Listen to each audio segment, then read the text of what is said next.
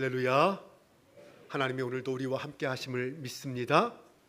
그 하나님의 은혜 가운데 믿음으로 승리하는 저와 여러분 될 수 있기를 바랍니다. 지난번에 12주간 성막과 교회라는 주제로 말씀을 함께 나누었습니다.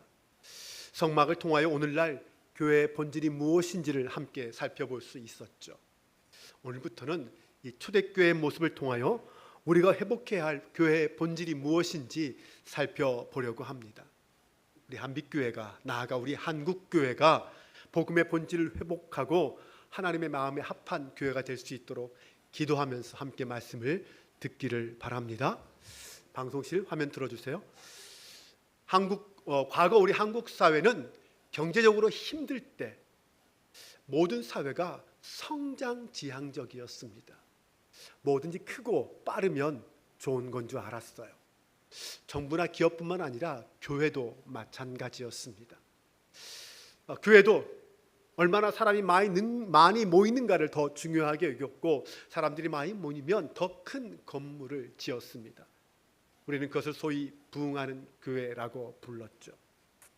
하지만 시대가 변하면서 이제는 생각이 좀 달라졌습니다. 교회도 크기가 아니라 질에 대한 문제에 관심을 갖기 시작했다는 것입니다. 겉모양보다는 본질적인 문제에 관심을 갖기 시작한 것입니다.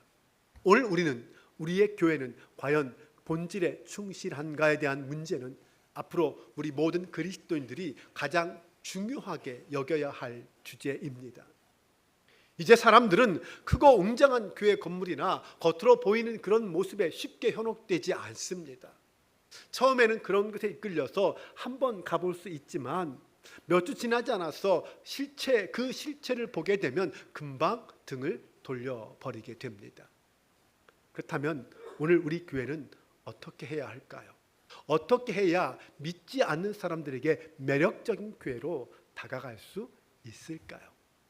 성경에 매력적인 교회하면 가장 먼저 떠오르는 게 초대교회입니다. 우리는 초대교회로 돌아가자, 초대교회를 담자라고 말합니다. 우리가 담고자 하는 초대교회의 모습은 어떤 모습이었을까요? 2000년 전 이스라엘은 로마 제국의 속국이었습니다. 로마가 다종교 국가였기 때문에 종교적인 속박은 좀 덜했지만 당시 이스라엘 백성들은 정치적으로, 사회적으로, 경제적으로 많은 어려움과 고난을 겪고 있었습니다. 거기에다가 당시 이스라엘의 종교 지도자들은 예루살렘의 성전 제사를 핑계로 제사하러 오는 백성들을 상대로 돈을 갈취하는 장사꾼으로 전락해 있었습니다. 그래서 예수님의 성전 정화 사건도 일어났던 것이죠. 이런 어려운 상황에서 그들 앞에 새로운 종교, 새로운 신앙 공동체가 등장했습니다. 바로 초대교회였어요. 그들은 남의 돈을 갈취하지도 않았습니다. 오히려 서로의 필요를 따라 나누어 주었어요. 그들은 함께 모여서 기도하기에 힘썼습니다. 하나님을 찬미했어요. 무엇보다 그들은 예수님의 십자가와 부활을 믿었습니다. 사도행전 4장 32절에서 35절 말씀은 그들의 모습을 이렇게 설명합니다. 다 같이 화면을 보면서 함께 읽어보겠습니다. 믿는 무리가 한 마음과 한 뜻이 되어 서로 물건을 통용하고 자기 재물을 조금이라도 자기 것이라 하는 이가 하나도 없더라. 사도들이 큰 권능으로 주 예수의 부활을 증언하니 무리가 큰 은혜를 받아 그 중에 가난한 사람이 없으니 이는 밭과 집에 있는 것을 팔아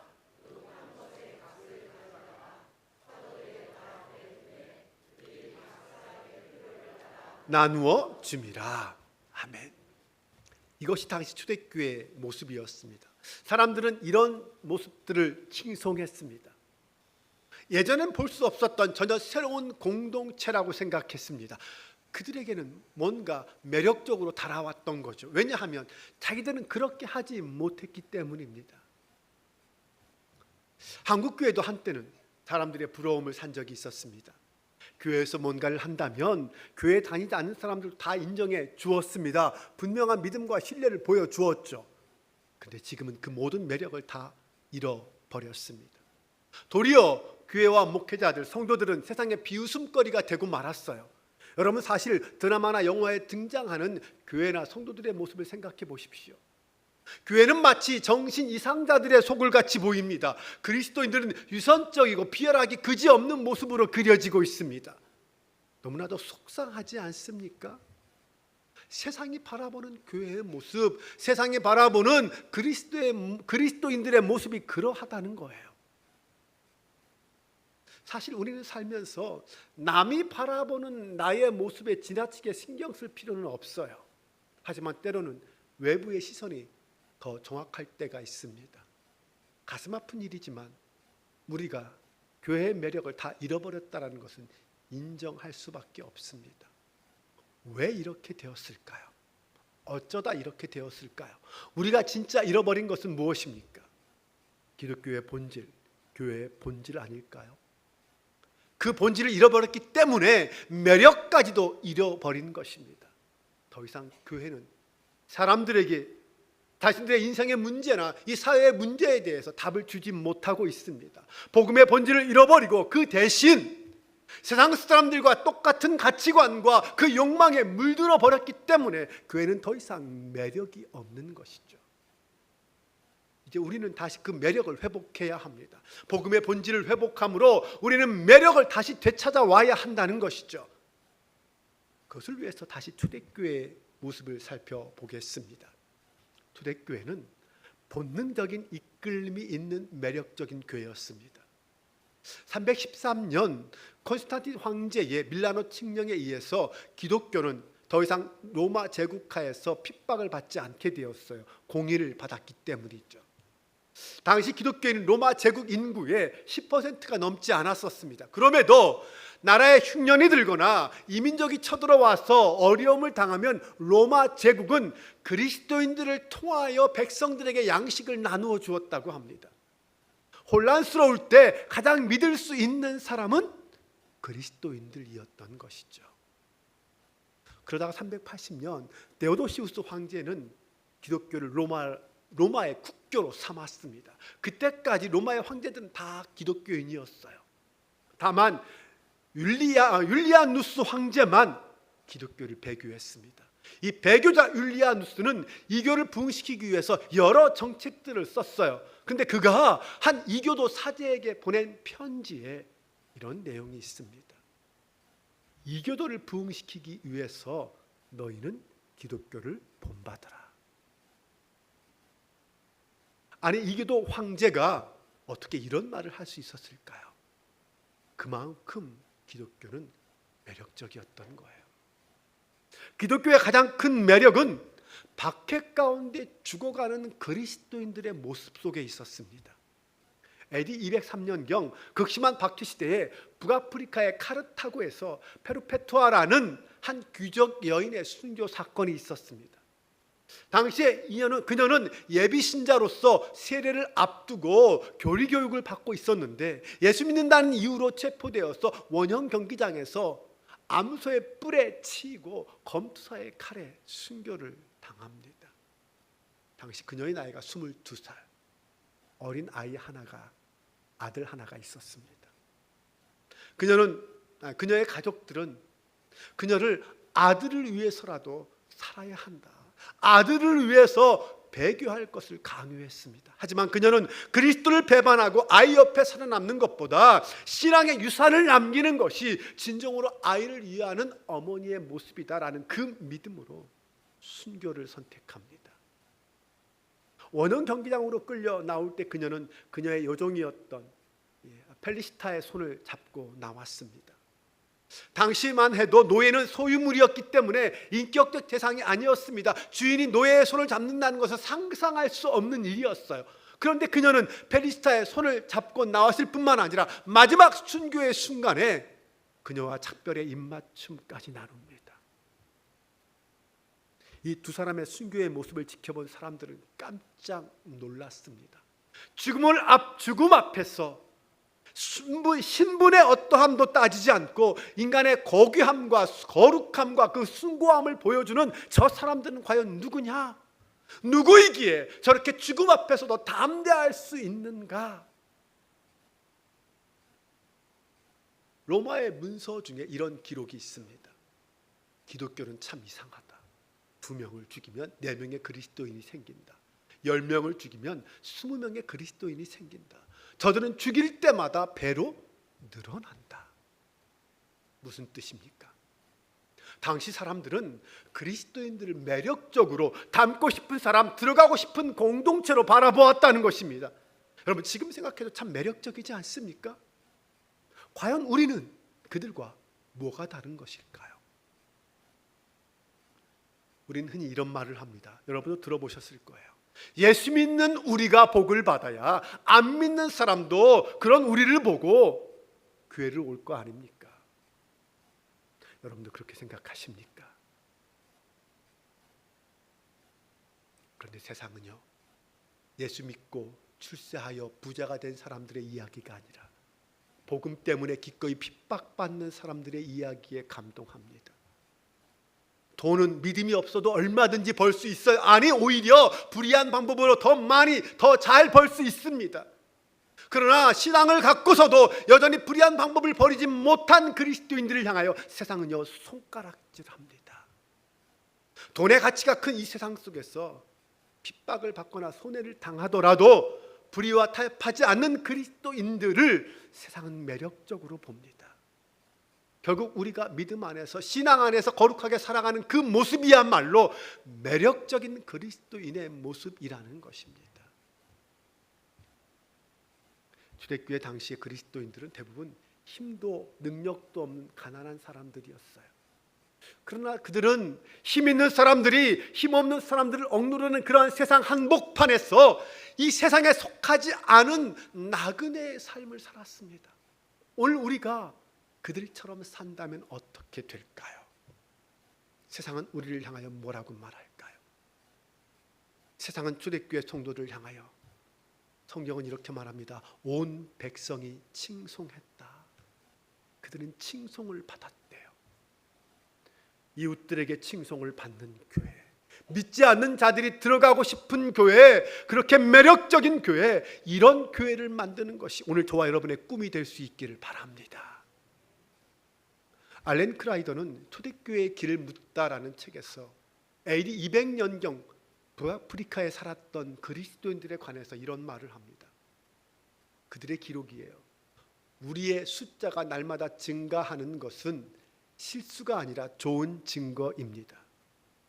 삶의 아름다움이 교인들을 인내하게 하고 낯선 이들이 참여하게 합니다. 우리는 위대한 것을 설교하는 것이 아니라 위대한 것을 살아가고 있습니다.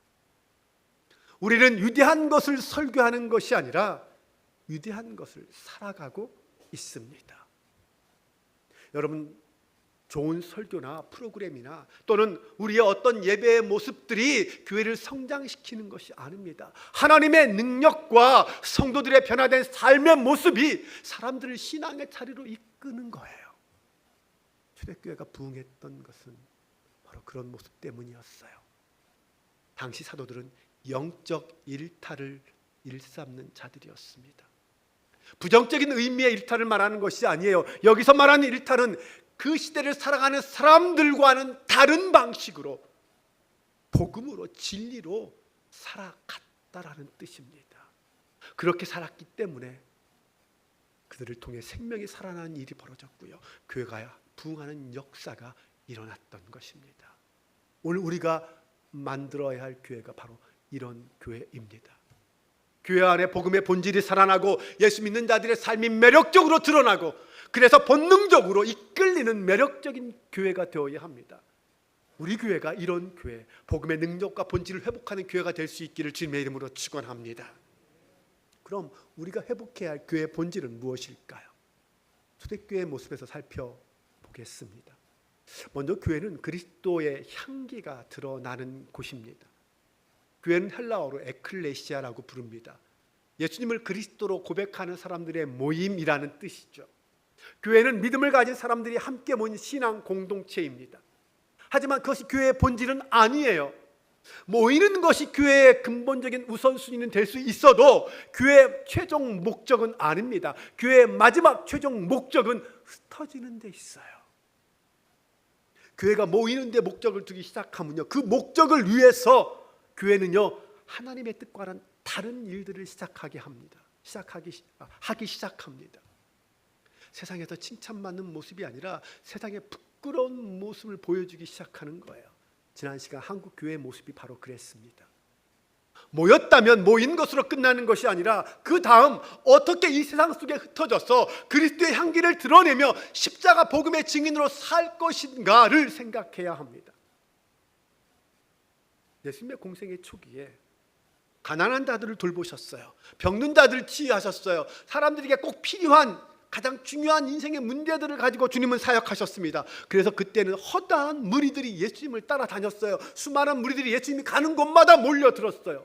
그런데 그러다가 어느 한순간 그 허다한 무리들이 싹 떠나는 순간이 찾아옵니다. 예수님이 가이사랴 빌립보에서 제자들에게 물었습니다. 너희는 나를 누구라고 하느냐? 베드로가 대답하죠. 주는 그리스도시요 살아계신 하나님의 아들입니다. 그때 예수님은 그 베드로의 신앙 고백 위에 교회를 세우겠다고 약속하십니다. 그리고 나서는 그때부터 예수님은 고난과 죽음에 대하여, 부활에 대하여, 그리고 제자도가 뭔지에 대하여 가르쳐 주십니다. 마가복음 8장 34절입니다.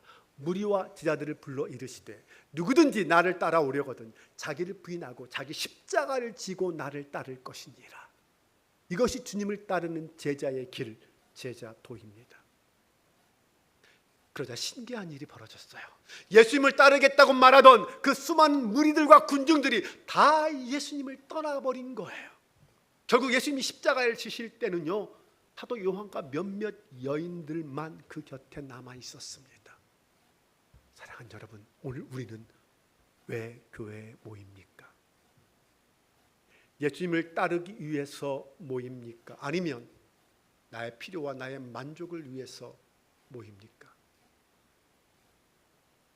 초대교회는 하나님을 찬양하기 위해서 모였습니다. 함께 모여서 기도하고 떡을 떼기 위해서 서로 교제하며 필요한 것을 나누기 위해서 모였습니다. 그들의 모임은 목적이 분명했습니다. 그들은 하나님 중심의 목적을 가지고 모였습니다. 그들은 모여서 하나님을 위해서 우리가 무엇을 할 것인가에 관심이 있었습니다. 그런데 오늘날 교회에 모이는 사람들은 모여서 무엇을 할 것인가에 대한 관심은 별로 없습니다. 오늘도 예배 드렸다, 오늘도 주일을 지켰다라는 것에만 만족하려고 합니다. 그러다 보니 얼마나 많이 모였는가에 대해만 생각합니다. 모인 사람들이 모여서 무엇을 할 것인가에는 관심이 없어요. 어떻습니까? 여러분, 오늘 교회에 모여서 무엇을 할 것입니까? 주일 성수했다라는 것으로 만족하고 돌아가실 것입니까?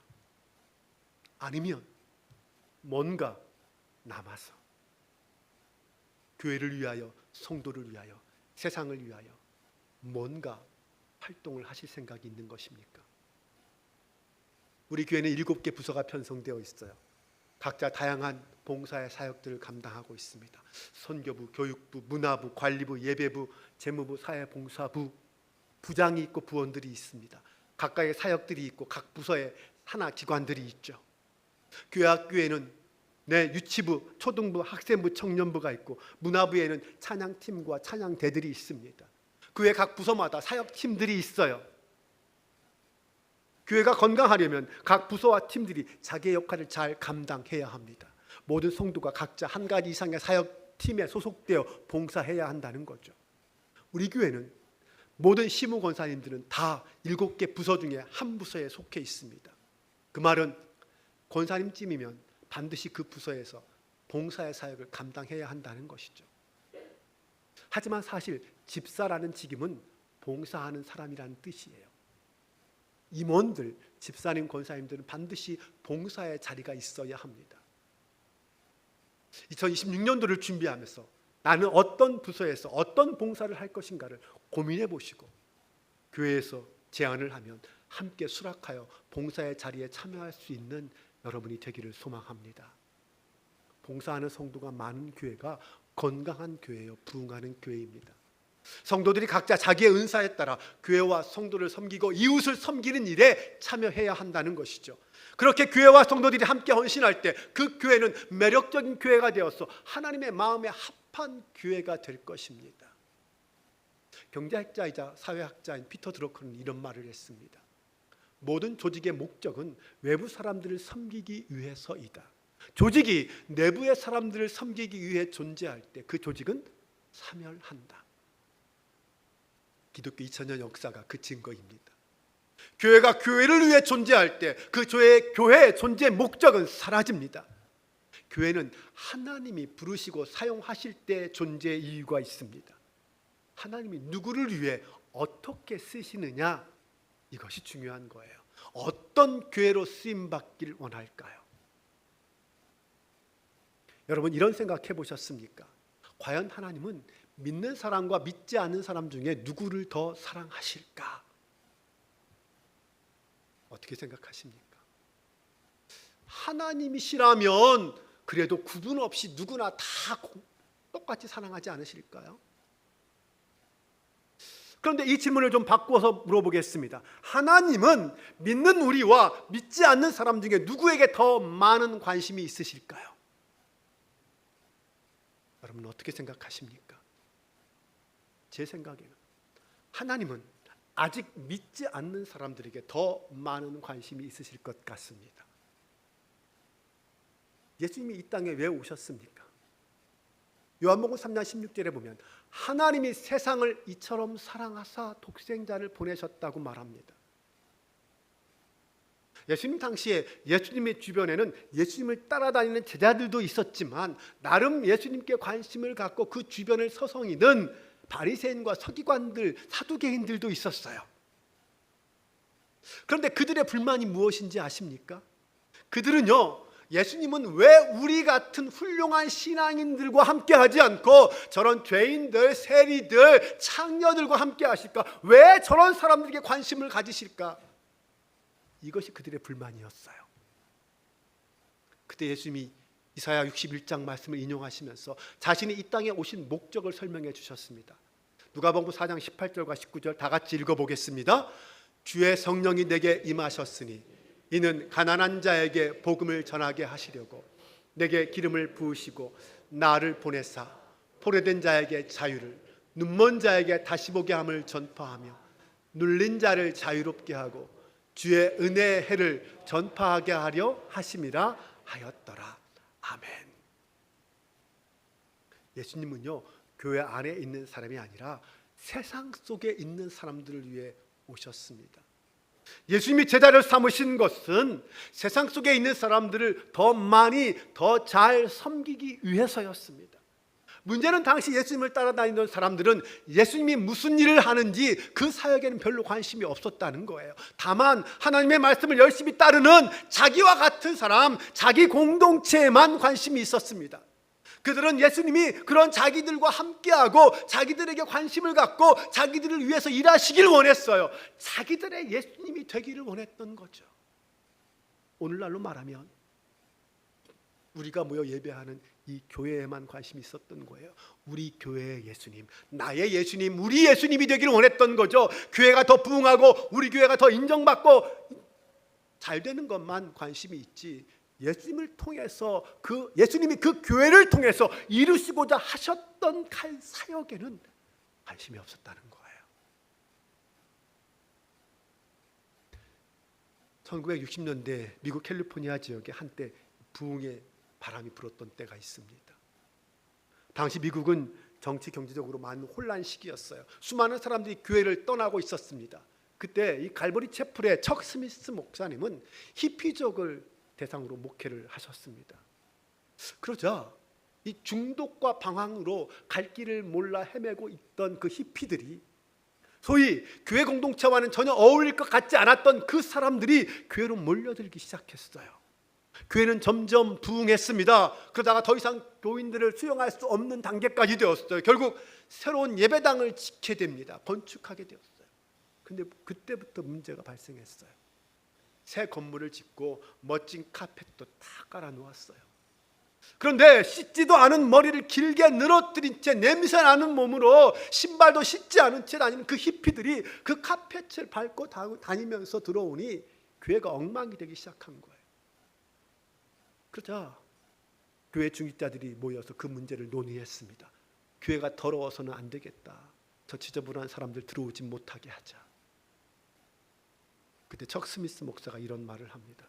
만일 이 교회의 카펫이 더러워질까 봐 저들을 들어오지 못하게 한다면 차라리 카펫을 다 치워버리십시오.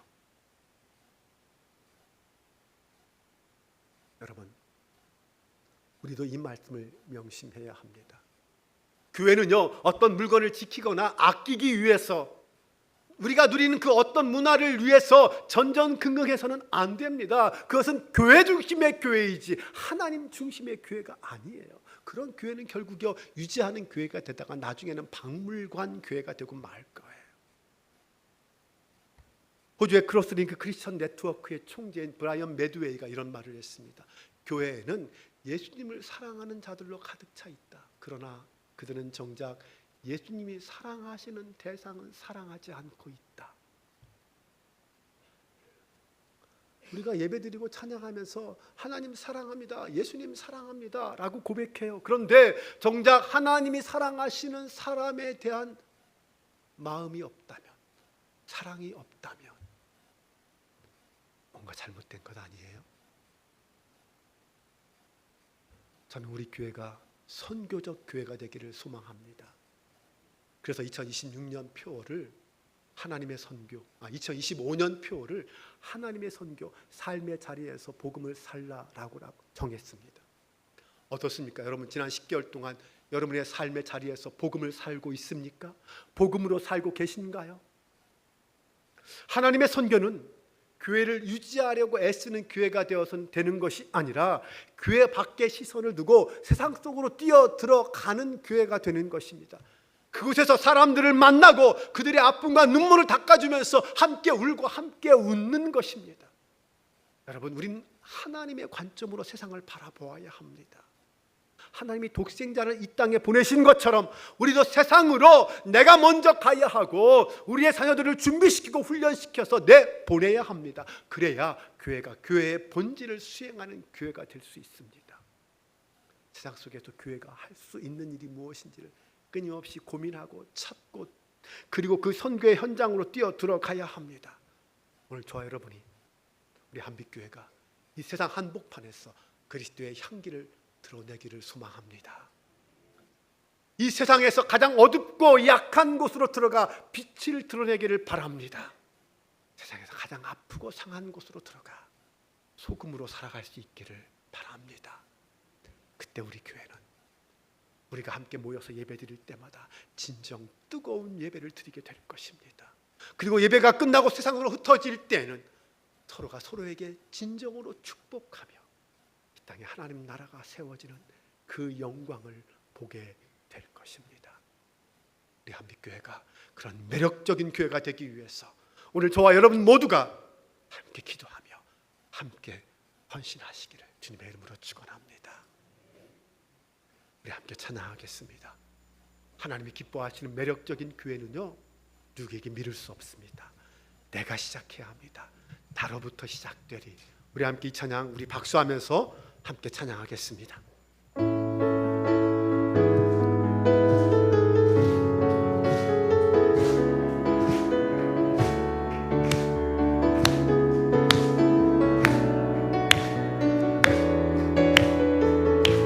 저 높은 하늘 위로,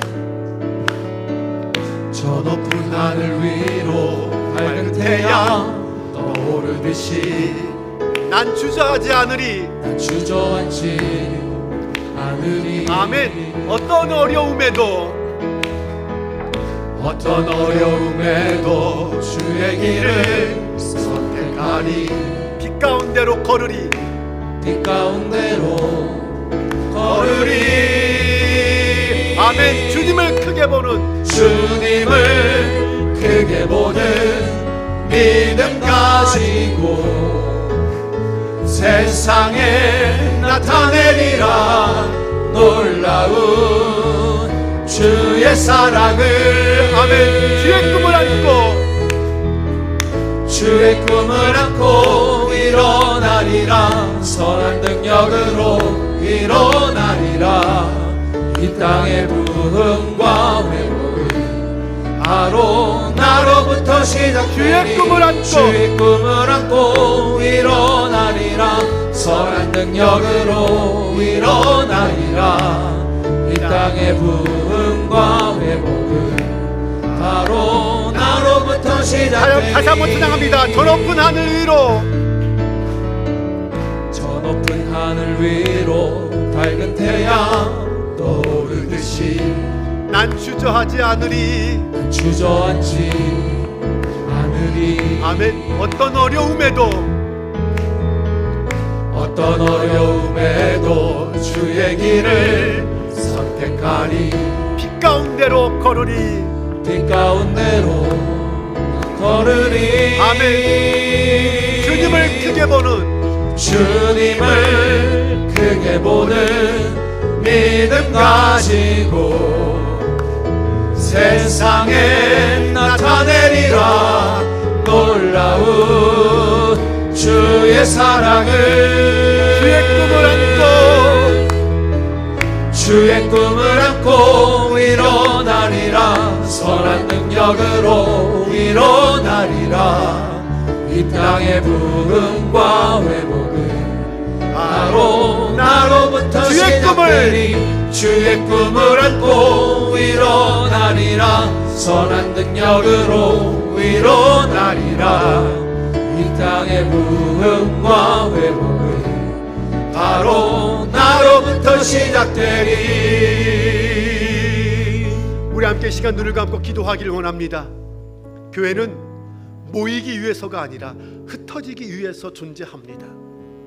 본질을 잃어버린 교회는 매력도 잃어버립니다. 세상의 소금과 빛으로 그리스도의 향기를 내는 교회가 매력적인 교회입니다. 주님, 우리 한빛교회가 바로 내가 이 세상 앞에 매력적인 교회가 되게 하여 주옵소서. 하나님의 마음에 합한 교회, 하나님의 뜻을 이루는 교회가 되게 하여 주옵소서. 다 같이 주여 한번 해주고 간절한 마음으로 기도합니다. 주여, 할렐루야. 아버지 하나님, 우리를 불러주시니 감사합니다. 하나님의 거룩한 백성으로, 하나님의 거룩한 교회로 우리를 세워주시니 감사합니다. 본질을 잃어버린 교회가 되지 말게 하시고, 하나님 앞에 매력적인 교회, 이 세상 앞에, 사람들 앞에 매력적인 교회가 되게 하여 주옵소서. 세상을 품고 세상을 사랑으로 섬기는 교회, 세상 사람들이 오고 싶은 교회가 되게 하여 주옵소서. 그런 사랑, 그런 능력, 그런 매력을 보여주는 하나님의 교회가 되기를 소망합니다. 우리 한빛교회가 그렇게 하나님의 마음에 합한 교회로 세워 주옵소서. 하나님의 뜻을 이루는 교회로 불러주시옵소서. 아버지 하나님, 우리가 그 일을 감당하는 사람이 되기를 원합니다. 우리가 그 역사의 주인공이 되기를 원합니다. 한빛교회 성도들 한 사람 한 사람 그 삶의 자리에서 하나님 나라를, 하나님의 영광을 선실하고 하나님의 교회 끝내는 수들을 수 있도록 인도하여 주시옵소서. 오 하나님, 하나님께서 기뻐하시고 하나님이 원하시고 소망하시는 그 삶의 자리에 우리가 손씨 있게 하여 주시옵소서. 아버지 하나님 믿습니다. 성령님 도와주시고 함께 주옵소서. 아버지 하나님, 오늘 우리로 선교적 교회를 꿈꾸게 하심에 감사합니다. 나를 위한 교회가 아니라 하나님의 영광을 위한 교회, 이웃을 그리스도께로 인도하는 교회, 흩어져 타락한 세상을 섬기고 변화시키는 교회로 세워지게 하옵소서. 우리의 예배와 우리의 봉사와 헌신이 나만을 위한 것이 되지 말게 하시고, 하나님의 뜻을 이 땅에 실현시키고 하나님 나라를 세워가는 교회와 성도가 되게 하옵소서. 사랑의 하나님, 주택교회처럼 세상 사람들이 본받고 싶은 교회, 들어가고 싶은 교회가 되기를 원합니다. 그들은 따라하지 못하는 사랑과 헌신과 희생이 있는 교회와 성도가 되게 하옵소서. 순교로서 믿음을 지키고 사랑으로 목숨도 희생할 수 있는 믿음의 사람들이 가득한 교회로 세워 주옵소서. 그리스도인다운 매력, 하나님의 사람의 그 매력이 가득한 우리 모두가 되게 하여 주옵소서. 우리 주 예수 그리스도의 이름으로 기도합니다. 아멘.